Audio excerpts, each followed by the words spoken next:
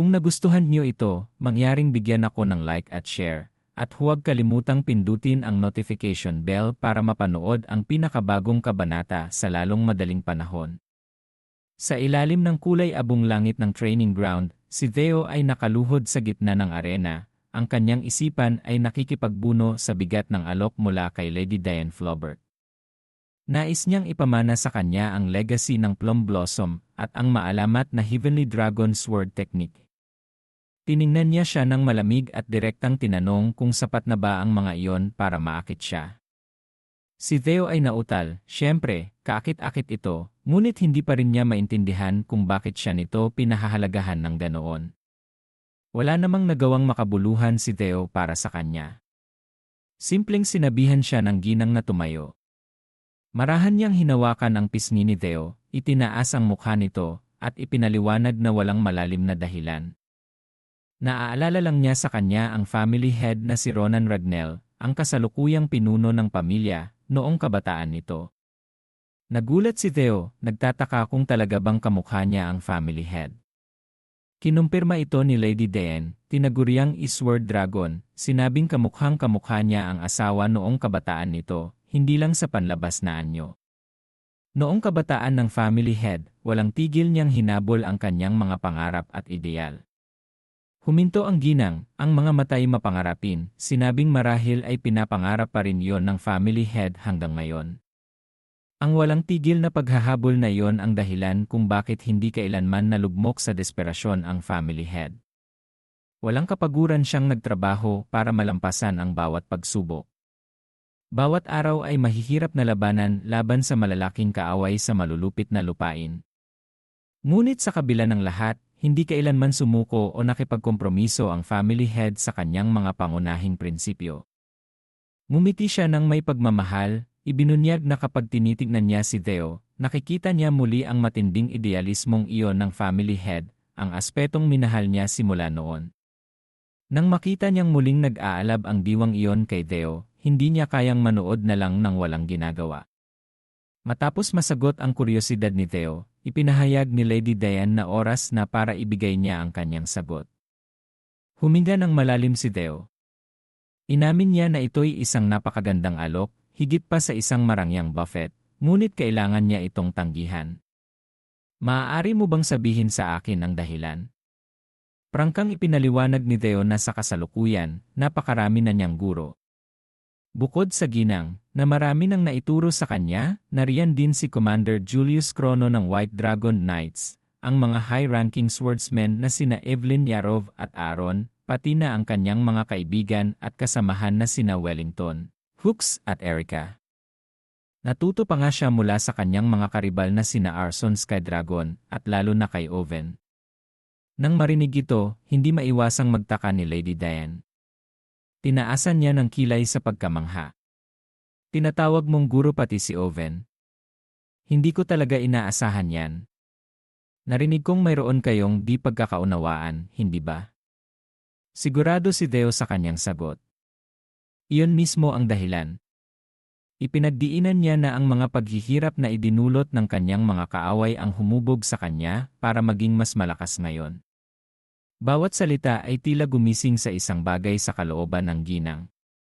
Nagpatuloy si Theo sa pagpapaliwanag na ang estilo niya sa espada ay natutunan mula sa maraming pinagmulan, at ito'y patuloy at mabilis na magbabago. Kaya hindi siya maaaring maging tapat sa pagpapanatili ng tradisyon ng isang paaralan lamang at maipasa ito ng buo sa susunod na henerasyon. Nag-isip sandali si Lady Diane, pagkatapos ay ngumiti. Hindi mo mapapanatili ang tradisyon dahil ang iyong landas sa espada ay laging nagbabago. Parehong kahanga-hanga iyan at medyo nakakapanghinayang. Sinalubong ni Theo ang kanyang tingin ng may kaseryosohan. Bagamat hindi ako maaaring maging disipulo ninyo, isang malaking karangalan kung ituturing ninyo akong anak. Habang sinasabi ito, yumukod si Theo ng may buong paggalang. Nanlaki ang mga mata ng ginang, tunay na pagkagulat ang gumuhit sa kanyang mukha. Pagkatapos, tulad ng manining na bukang liwayway, sumilay ang kagalakan sa mukha ni Lady Diane. Lipat ng eksena, sa ibang pagkakataon, sa ilalim ng malamlam na liwanag ng buwan, sa isang hardin na pinalamusyan ng mga namumulaklak na puno ng plum, si Lady Diane Flaubert ay nakaupo sa isang silya. Humihigop ng alak habang nagsasalin pa ang kanyang tagapagsilbi. Ngumiti siya, ninanamnam ang lasa ng alak. Masayang nagsalita ang tagapagsilbi, mukhang mahal na mahal niyo siya, ginang. Hindi nag-atubiling kumpirmahin ito ni Lady Diane. Siyempre naman. Ipinaliwanag niya na ang tadhana, o marahil ang kapalaran, ay hindi siya pinahintulutang magkaroon ng sariling anak. Ngunit ngayon, mayroon na akong anak, isang lalaking halos kamukha ng aking minamahal na nangakong magiging anak ko. Paano ako hindi magagalak? Ngumiti ang tagapagsilbi, ipinapahayag ang kanyang kaligayahan na makitang masaya ang ginang. Pakiramdam niya ay dapat siyang magpasalamat kay Deo dahil sa wakas ay ginawa siyang ina nito. Agad na inutusan ni Lady Diane ang tagapagsilbi na maghanda ng sulat para sa kanyang asawa upang ipaalam ang ilang bagay. Ano po ang nais ninyong isulat ko, ginang? Ito'y tungkol sa promotion test ni Deo. Nang marinig ito, nagpakita ng pagkagulat ang mukha ng tagapagsilbi. Paumanhin, ginang, ngunit si Theo ay isa pa lamang baguhan na katatapos lang ng kanyang seremonya. Kung makakakuha siya ng masyadong maraming atensyon sa murang edad, nangangamba ako na maaaring malagay siya sa panganib. Tiyak na naiintindihan niyo yon, hindi ba, ginang? Ibinaba ni Lady Diane ang kanyang baso, naging determinado ang kanyang ekspresyon. Iyon mismo ang dahilan kung bakit kailangan kong kumilos ng mabilis, bago pa dumating ang malalaking unos sa pamilyang Ragnell at lamunin ang lahat. Nais niyang bigyan si Theo ng mas maraming kapangyarihan, kaalaman, at suporta hanggat maaari, dahil siya ang magiging susi sa hinaharap ng pamilyang ito.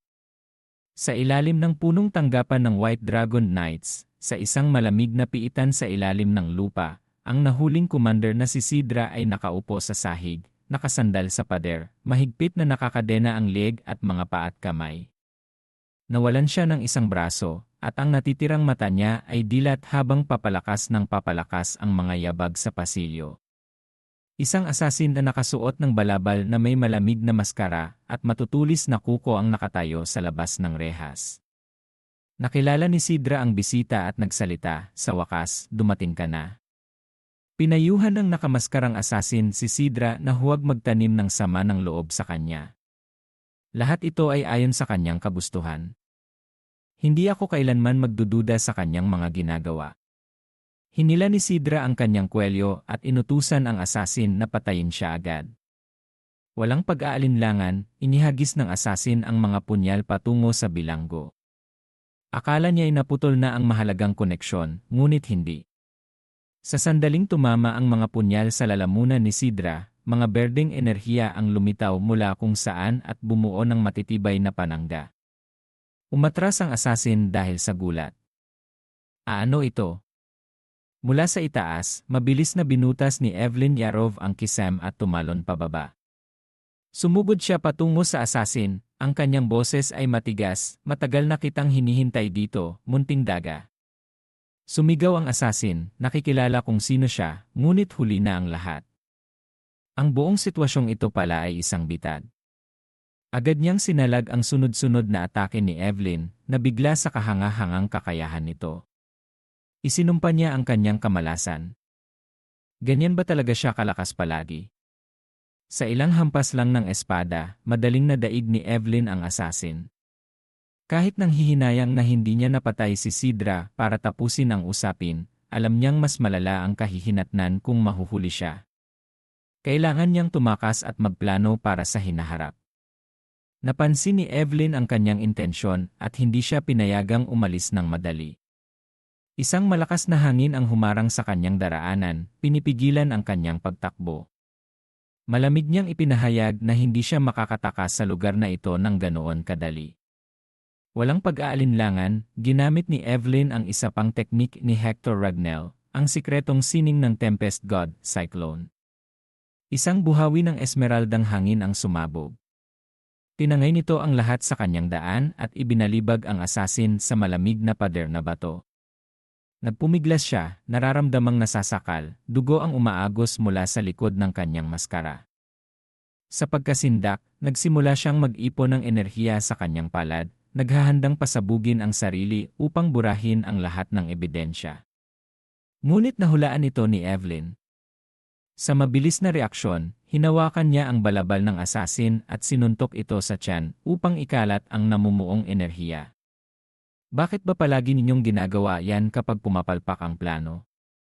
Inihagis ni Evelyn ang asasin sa pasilyo, ipinagdiinan na hindi na ubra sa kanya ang ganoong taktika sa pangalawang pagkakataon. Lipat ng eksena, sa ibang lugar, sa isang safe house na nasa loob ng kagubatang nababalot ng nyebe, malayo sa Ragnell Complex, isang mahalagang pulong ang nagaganap. Noong 1:15 ng umaga ngayon, nahuli ni Evelyn Yarov ang isang asasin na pumasok sa piitan, sabi ng isang swordsman na may maskara, itinuturo ang mapa. Ipinipresenta niya ang kanilang mga natuklasan.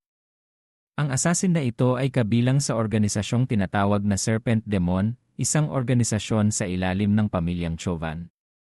Ito ay senyales na sangkot ang pamilyang Chauvin, malamang na may direktang koneksyon kay Demon Dragon Chauvin. Si Julius Chrono, na nakaupo sa dulo ng mesa, ay seryosong nagpahayag, halos kumpirmado na nito ang ating hinala tungkol sa isang espiya sa hanay ng Ragnell. Sumang-ayon si Evelyn. Idiniin niya na ang pulong na ito ay ginanap sa isang malayong lokasyon upang maiwasan ang pagtagas ng anumang karagdagang mahalagang impormasyon. Base sa ating impormasyon, ang base ng Serpent Demon ay nasa isang lumang kastilyo sa rehiyon ng Keheman. Sa loob ng 3 oras, kung hindi makabalik ang asasin, ituturing nilang bigo ang misyon na patayin si Sidra. Tiyak na susunugin nila ang lahat ng ebidensya at tatakas. Kaya malinaw ang ating layunin, sugurin ang base ng kalaban bago sila makatakas at kunin ang lahat ng posibleng impormasyon. Ito ang sentro ng bagong itinalagang joint mission. Tinapos ni Evelyn ang ulat, tinukoy ang kanyang pangalan at ranggo, ako si Evelyn Yarov, ang Snow Leopard. Nang marinig ito, hindi maiwasang mamangha ni Theo. Hindi niya inaasahan na makakatagpo siya ng isang espiya sa ganitong antas dito. Tumikim si Julius, Demon Dragon, at nagdagdag ng huling punto. Ang misyong ito ay magsisilbi ring opisyal na promotion exam ni Theo Ragnell. Parehong nagpakita ng pagkagulat sina Evelyn at Theo. Nagtaka si Theo kung kwalipikado na ba siya para sa isang napakahirap na promotion exam. Bumuntong hininga si Julius, kinumpirma na kwalipikado si Theo, ngunit nagbabala na hindi ito isang landas na puno ng bulaklak at karangalan. Sa misyong ito, bawat hamon ay kaakibat ng dugo at panganib. Ang hirap ng promotion exam ni Theo ay tumaas ng malaki. Bagamat ang exam ay karaniwang inaayon sa ranggo, ang pagbibigay ng misyon na maaaring magsimula ng civil war bilang pagsubok para sa isang intermediate swordsman ay napakabihira. Sumandal si Julius, ibinunyag na alam niyang inutusan ni Theo si Evelyn na bantayan ang bilangguan dahil nahulaan niyang may ipapadalang asasin para patayin ang bilanggo. Bahagyang umubo si Evelyn, medyo alanganin ang ekspresyon. Dahil si Theo ang nagsimula ng mga pangyayaring ito, hiningi ni Julius, kailangan mong panagutan ito hanggang sa huli. Humingi ng paumanhin si Theo sa pagkilos ng walang pahintulot. Tinanggap ni Julius ang paumanhin, ngunit nagbabala na kahit bilang tagapagmana, ang pagkilos ng hindi dumadaan sa opinyon ng nakatataas ay hindi katanggap-tanggap. Ngayong umabot na sa puntong ito ang lahat, kailangang tapusin ni Theo ang misyon ng perpekto. Sumandal siya, hinawakan ang damit ni Theo, at pinag-untog ang kanilang mga ulo ng may malakas na boses. Ipasa mo ang exam at opisyal na ma-promote sa intermediate swordsman. Sa gayon, magkakaroon ka ng karapatang magsagawa ng mga misyon ng mag-isa. Naiintindihan mo ba? Opo, Ginoo.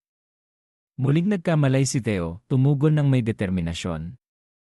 Isang bahagyang ngiti ang sumilay sa kanyang labi, habang iniisip na ang pangyayaring ito ay umiikot sa kanya ng higit pa sa inaakala. Bigla, isang pamilyar na asul na screen ang lumitaw sa kanyang paningin, Mission #4. Madilim na ugnayan mula sa nakaraang buhay layunin. Ito ang pagkakataon mong walisin ang madidilim na koneksyon mula sa nakaraang buhay at pigilan ang kanilang masasamang pakana. Pinag-isipan ni Theo ang abisong ito, nagtataka kung may isang hindi nakikitang sinulid na nag-ugnay sa kanya sa mga karakter na ito sa lahat ng timeline, na humantong sa lahat ng kaguluhang ito. Napansin ni Julius ang kanyang pagkawala sa sarili. May problema ka ba, Theo Ragnell? Wala po. Sumagot siya ng may determinadong tingin. Hindi ko lang gagawin ang misyong ito, tatapusin ko ito anuman ang mangyari. Mabuti. Kung handa ka na, simulan na natin. Oras na para tapusin ang lahat. Opisyal nang nagsimula ang pangangaso sa mga ahas. Ye!